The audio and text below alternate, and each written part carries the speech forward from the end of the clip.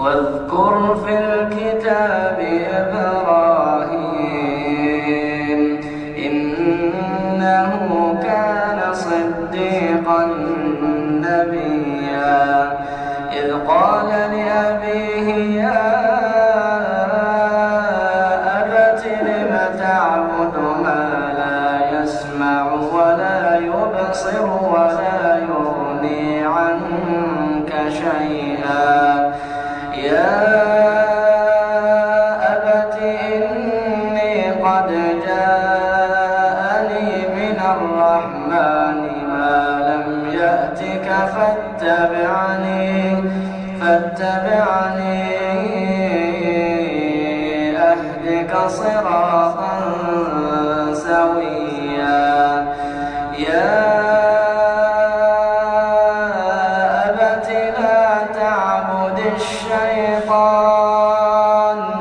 إن الشيطان كان للرحمن عصيا يا أبت إني أخاف أن يمسك عذاب من الرحمن فتكون للشيطان وليا قال أراغب أنت عن آلهتي يا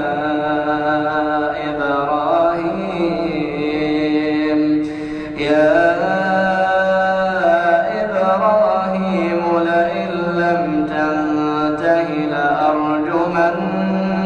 واهجرني مليا قال سلام عليك سأستغفر لك ربي إنه كان بي حفيا وأعتزلكم وما تدعون من دون الله وأدعو ربي عسى ألا أكون بدعاء ربي شقيا فلما اعتزلهم وما يعبدون من دون الله وهبنا له إسحاق ويعقوب وكلا جعلنا نبيا ووهبنا لهم من رحمتنا وجعلنا لهم لسان صدق عليا واذكر في الكتاب موسى إنه كان مخلصا وكان رسولا نبيا وناديناه من جانب الطور الأيمن وقربناه نجيا ووهبنا له من رحمتنا أخاه هارون نبيا واذكر في الكتاب إسماعيل إنه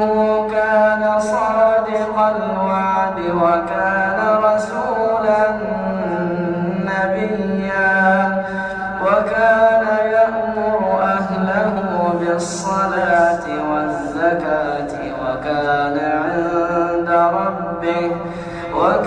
عند ربه مرضيا واذكر في الكتاب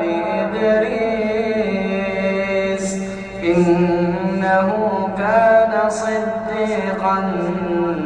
نبيا